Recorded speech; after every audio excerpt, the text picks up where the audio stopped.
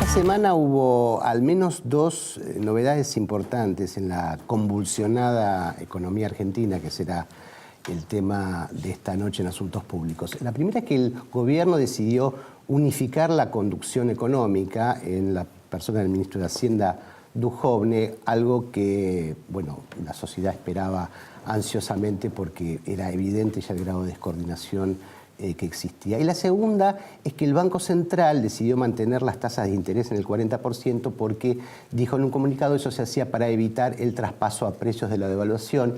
Silvia Mabel, fue la primera vez que el Banco Central dijo explícitamente o reconoció explícitamente que el dólar y los precios tienen algo que ver, algo que la mayor parte de la población, ya sea por experiencia propia o por transmisión oral, digamos, arcaica, sabe que cuando sube el dólar sube todo, digamos. Pero hay como aparente un divorcio, ¿no?, entre los saberes de los gobernantes y de los gobernados. Hubo otra novedad que es una rareza para este gobierno, que fue sentar a las principales empresas, una por uno, a las principales empresas de consumo masivo, pedirles que les lleven sus costos y recordarles que está vigente la Ley de Defensa de la Competencia. Digamos, en el gobierno sonaron las alarmas cuando los supermercados les advirtieron que antes, o sea, sin reflejar la devaluación de los primeros días de mayo, o sea, principios de mayo, antes de la devaluación, los supermercados ya habían recibido listas con aumentos promedios del 15%. Claro, todo preventivo acá en la cultura de armarse rápidamente y defenderse, y el que puede, sálvese quien pueda, es una vieja práctica de la Argentina, de cómo domarla, ¿no? A esto se le suma las negociaciones con el Fondo Monetario, algo que también nos despierta escozor y temor por las consecuencias históricas que han tenido este tipo de negociaciones, este tipo de programas del Fondo Monetario. Entonces me parece que tenemos un escenario bastante complicado. Bueno, para entender mejor qué está pasando con la economía, hoy tenemos a un experto de lujo, un macroeconomista, alguien que sabe, que se llama Daniel Heyman. Muchas gracias por venir. Gracias por la presentación. Bueno, es economista PhD de la Universidad de Los Ángeles y además físico, ¿no? Sí, claro. Lo cual Fuiste. Bueno,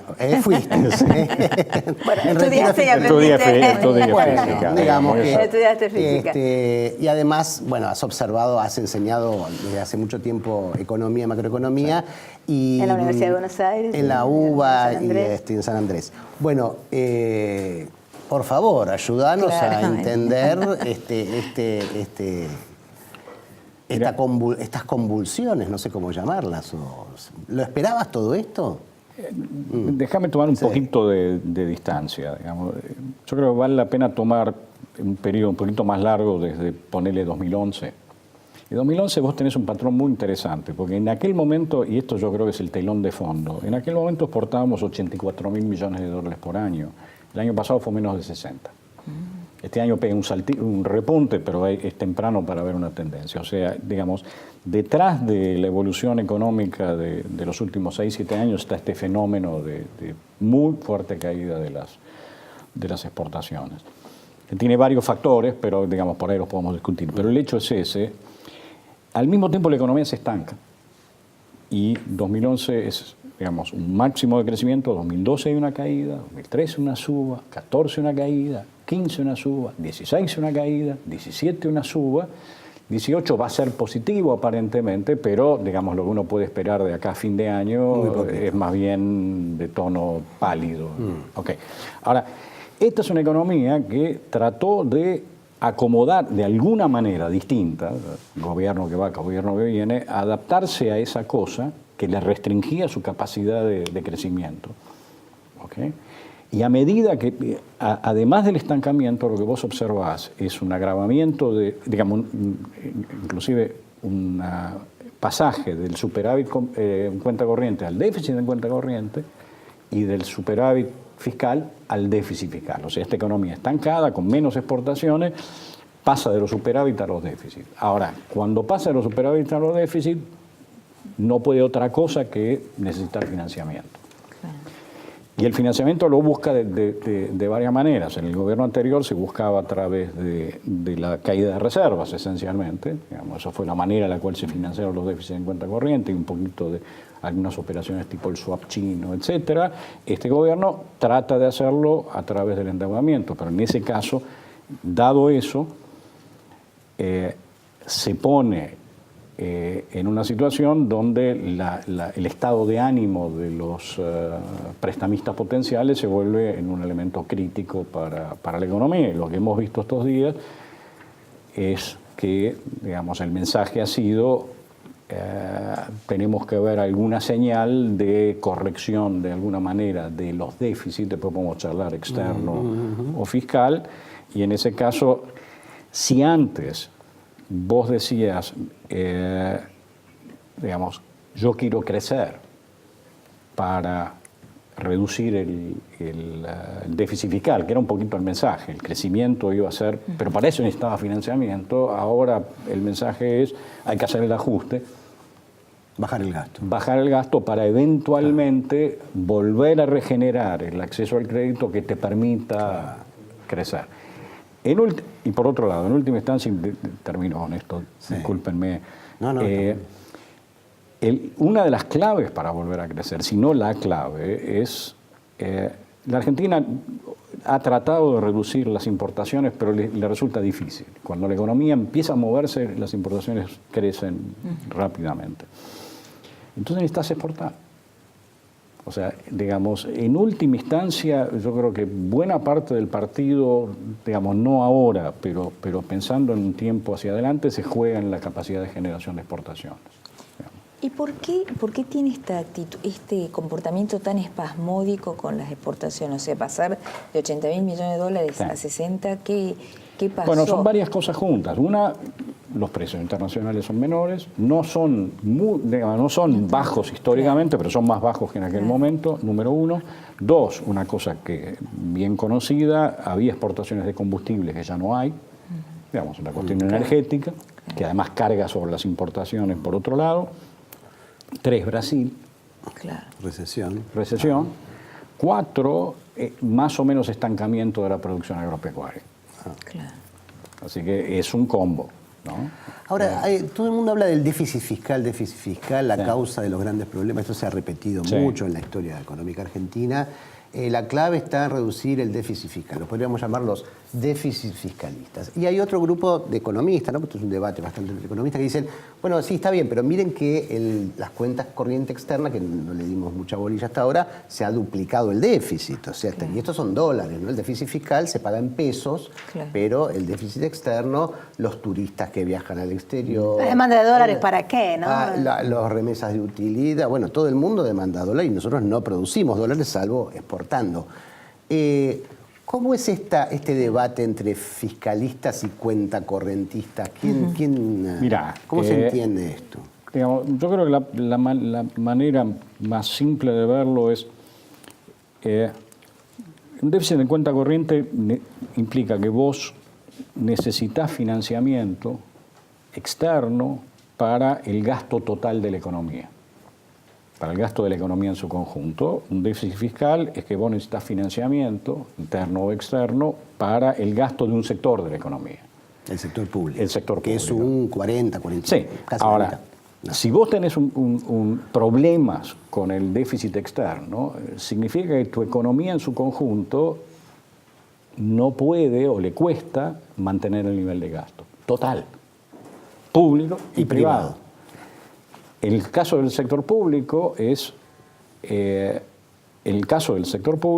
un sector en particular, con lo cual, si vos si vos tenés un problema externo, ¿okay?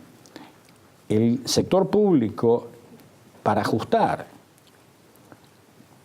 tiene que, digamos, sacarle al sector privado. En el fondo es un juego de suma cero, donde el sector público le tiene que de alguna manera sacar al sector privado, sea a través de impuestos, sea a través de reducción de gasto, los recursos como para ajustarse. Ahora, lo cual no quiere decir,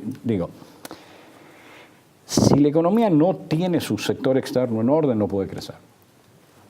¿Por qué? Porque cuando vos aumentás la demanda interna, sea pública o privada, la economía choca contra la restricción, pero no alcanza los dólares, lo cual es un clásico argentino.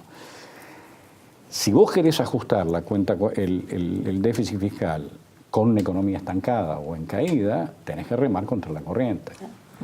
Provocas más recesiones, ¿no? Y por ahí tenés un problema de espiral. No es una cosa sencilla. Por eso yo creo que detrás de la historia, para tener alguna capacidad de crecimiento, necesitas corregir de alguna manera, digamos, productivamente, por así decirlo, el déficit en cuenta corriente.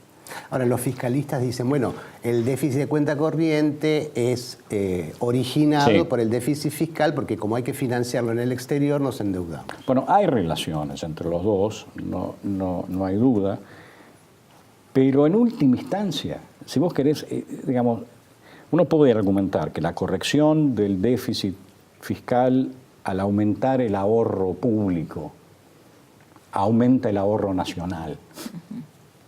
Si es que no reduce el ahorro privado. Claro. Okay.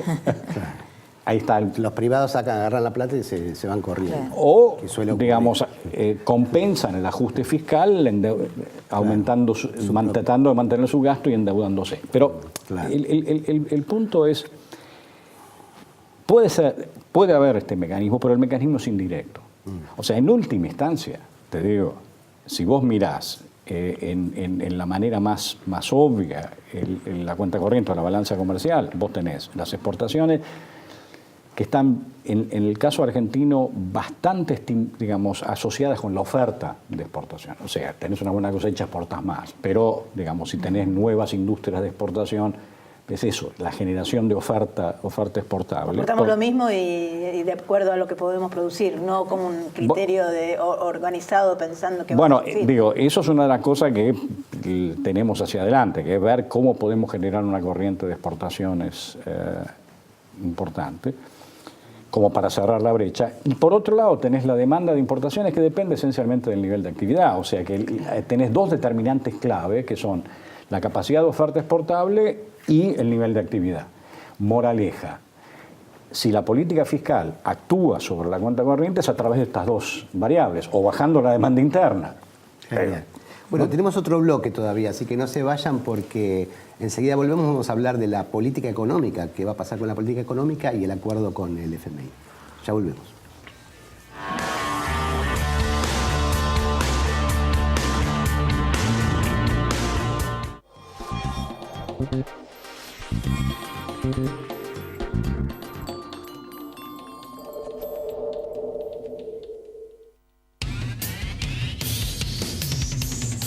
Voz de Neo 1825.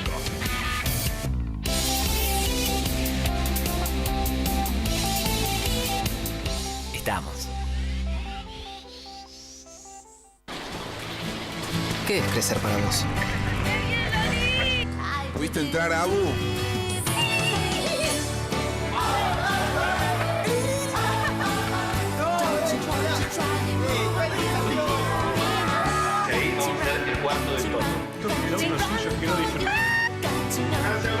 Para cada uno, crecer es algo distinto. Lo importante es tener quien te acompañe. Me parece que hice un video. Banco Ciudad te quiere ver crecer. Biogénesis Bagó. La evolución de la salud animal. Cuidar el medio ambiente y contribuir a resolver los problemas de las comunidades en las que operamos son los pilares de nuestra política de responsabilidad social empresaria. Cresud, nuestro valor es la tierra. Cuando cambias tu celular usado por uno nuevo, cambian tus salidas, cambian tus habilidades, cambian tus locuras, cambian tus paisajes, cambian tus anécdotas. Si sos Movistar, cambiar tu celular hoy es mucho más fácil. Con Plan Canje, trae tu cel usado como parte de pago y llévate uno nuevo. Movistar, elegí todo. En Provincia ART, nuestro trabajo es protegerte en el tuyo. Provincia ART, la aseguradora de riesgos del trabajo del Grupo Provincia. Auspicia este programa. Claro, es simple. El aumento de la litigiosidad por accidentes laborales no es un juego. Junto con el Estado, las cámaras empresarias y los sindicatos estamos trabajando para que baje. UART, Unión de Aseguradoras de Riesgos del Trabajo. Hace 65 años que nuestra historia se alimenta de otras historias que nos ayudaron a crecer. Arcor, alimentando momentos mágicos.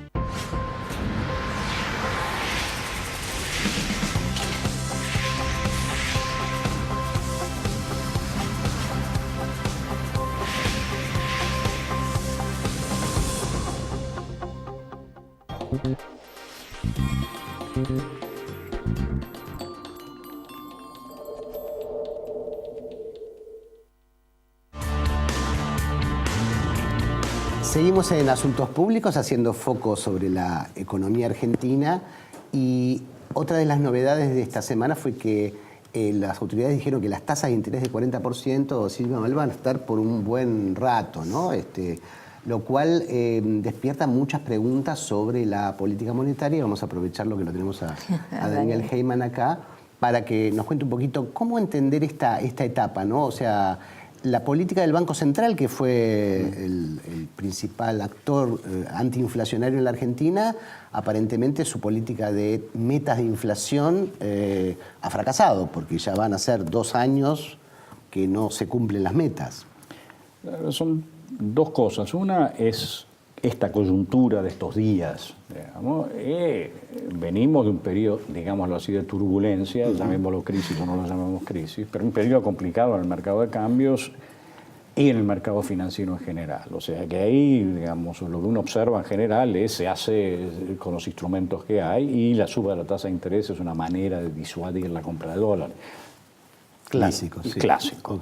Ahora, son tasas extremadamente altas, especialmente en función de lo que se supone que es la aspiración inflacionaria del gobierno. O sea, que la tasa de interés real implícita en las tasas de interés nominales, implícita en cuanto a la previsión que tiene o la expectativa que tiene el gobierno, es muy alta. Uno no puede mantener tasas reales, o sea, tasas por arriba de la inflación esperada, digamos, durante mucho tiempo sin que se arme una bola de nieve de la deuda. O sea que, digamos, esto yo creo que claramente uno o bien lo interpreta como un hecho transitorio, digamos, transitorio, quiero decir, uno puede decir semana más, semana menos, o uno lo interpreta como la señal de que, digamos, el propio sector público, la propia política monetaria se va a ver impulsada a reducir la tasa de interés real admitiendo una inflación un poco mayor. O sea, porque esto, ¿cómo hace en todo caso si con una tasa como esta, cómo no seguir generando, espiralizando, además claro, aumentando el déficit fiscal? Claro. Porque digo, si vos aumentás deuda, aumentás el déficit, sí. Con lo cual el déficit nunca lo podés bajar. Eso, digamos, hay un nombre simpático que tienen en el análisis económico, ya son, digamos, trabajos de hace 30 años o más, que se llama la desagradable aritmética monetarista. O sea, hay una desagradable aritmética monetarista en el paper de Thomas Sargent y Neil Wallace, o sea, digamos, gente totalmente del riñón de la economía mainstream, que dice que si vos te financias con deuda y la cosa permanece más o menos constante, al final vas a tener que financiar el déficit que tenías y los intereses son una deuda más grande, claro. Entonces vas a tener que emitir más. Claro. O sea, hay un mecanismo de ese tipo, lo cual no quiere decir que uno no pueda usar el endeudamiento como instrumento transitorio, pero claramente hay un elemento así. Ahora, yo creo sí que hubo una fuerte sobreestimación de la capacidad del Banco Central de manejar la tasa de inflación desde el principio. Se subestimó el efecto de la unificación cambiaria sobre los precios, el efecto del aumento de tarifas que se utilizaba como mecanismo para reducir el déficit, que era un mecanismo que se suponía se utilizaba para reducir la necesidad de financiamiento monetario, digamos, pero eso tenía un efecto inflacionario inicial. Y este aumento del tipo de cambio de ahora muy probablemente va a tener un impacto sobre precios. O sea, tasas altas van a precios... no necesariamente la tasa per se, pero digamos el aumento del tipo de cambio en Argentina, lo cual hay que decir, no es un fenómeno universal. O sea, ni siquiera es un fenómeno de la región. Si uno ve lo que pasa en Chile, Colombia, Perú, Brasil, las variaciones del tipo de cambio tienen respuestas bastante leves de los precios internos. ¿Y por qué se relaciona acá ese pasaje directo? Tal vez porque comemos lo que exportamos. Bueno, bien, digamos. Tenés esto de la interpretación estructural. Digamos, que nosotros exportamos bienes, alimentos, digamos, o sea que cuando sube el tipo de cambio el precio de los alimentos crece. Eso puede dar lugar a una respuesta de salarios y entonces eso tiene un paso. Yo creo que algo de eso hay, pero me da la impresión de que hay un elemento de comportamiento importante. Y lo decíamos hace un rato, la sensación cuando aumenta el tipo de cambio, aumenta todo, es en algún sentido autovalidante. Pienso en lo siguiente, y eso trae a un problema de coordinación. Pienso en lo siguiente, digamos, si nosotros vemos, digamos, tenemos mentalizados eso, y no es que, digamos, sea cultural, es porque eso suele ser así. O sea, nosotros sabemos que tipo de cambio, precios están bien vinculados. Cuando vemos que hay una devaluación y un precio aumenta, nosotros lo tendemos a interpretar como un cambio general, no es un cambio específico del individuo que te vende acá, que te dice, aumenté y entonces yo voy a buscar. Entonces no vas a buscar, y como no vas a buscar, ¿qué mensaje recibe el individuo que te vende? Claro. Lo que pasa es que, a diferencia de cómo piensan los economistas, el plomero y el peluquero tienen tarifas tienen implícito un dólar. Ellos también quieren ir a Miami. Es que cuando hay pass-through alto, la gente espera que haya pass-through. Claro. Lo cual te genera un problema de coordinación. O sea, los otros países que se han graduado, los vecinos nuestros, digamos, no necesariamente países desarrollados, que se han graduado al bajar la inflación, ellos han conseguido establecer una especie de, por así llamarlo, nominalidad, en el sentido de que los precios los pone los registra en moneda nacional y se comporta como si los precios en moneda nacional son los precios en moneda nacional. Vos vas a un país vecino, pero digamos, vas a un país estable y vos le preguntás a la gente cuánto es el tipo de cambio y te dice, no me importa. Claro.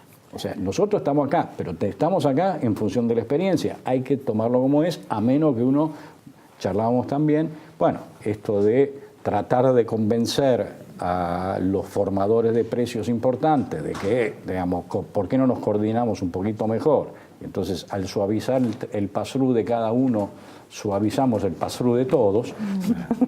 Claro. Por ahí vale la pena intentarlo, ¿no? Una de las críticas que se escucha es que no hay un plan, es decir, está Duhovne como ministro coordinador, pero como que falta realmente un plan, un sendero hacia dónde se va.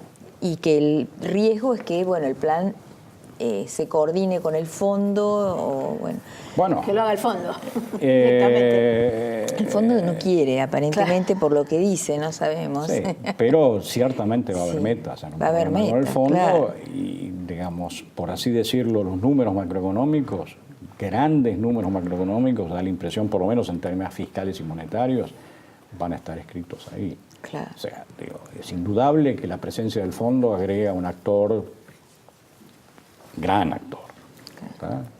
Y que parte no despreciable del futuro de la política va a estar condicionado por el fondo.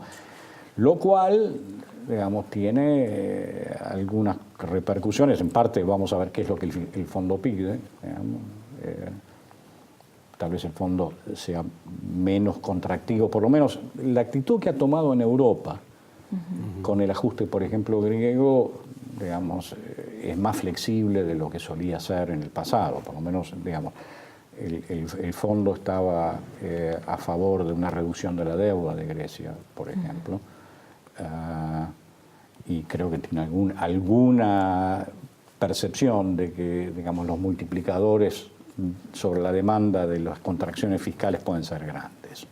En una economía en recesión, si vos le agregás ajuste fiscal, puede ser más contractivo todavía. Vamos a ver qué es lo que dicen. Pero no hay duda de que van a pedir ajuste y van a poner condiciones importantes y que vamos a estar en el futuro con la vieja pregunta, cuando venga la misión, Claro, ahora, ¿con qué cara van a salir de las reuniones? Claro. ¿Vas a ver si salieron con una sonrisa o salieron con la cara larga? Déjà vu, así. Sí, y ante la ausencia de un plan, ¿no es de algunos sectores más tranquilizador que venga al fondo y diga qué? Bueno, algunos sectores dicen, bueno, mejor que lo digan parte ellos. de la idea, digamos, parte de la ida al fondo tiene ese elemento que es decir, bueno, este es el programa. Claro. Acá está el Díganos programa qué y hacer. hay un garante. Claro. O Para disciplinar un actores proponente internos. para disciplinar a los internos. Obviamente es más lindo cuando uno lo hace uno mismo, digamos, como formador de la política económica sin necesidad de que te lo digan de afuera, pero esa es la vida, es el mundo en el cual vamos a estar. Bueno, es así. Bueno. Cuando venga el señor Fondo, tengo la impresión de que el Fondo va a salir con un paquete más grande de lo que se pensaba, porque si es muy, digamos, justito, 30.000, yo pensaría 40, 50.000 millones. No Se me habla de esa sorprendería, cifra, se habla de No me 50.000 sorprendería. millones, Claro, pero bueno, como que habrá sea que una ver. señal muy contundente. Claro. Bueno, Daniel, Jaime, muchas gracias, No, muchas gracias por a estar con ustedes. nosotros y a ustedes esto fue Asuntos Públicos. Sí.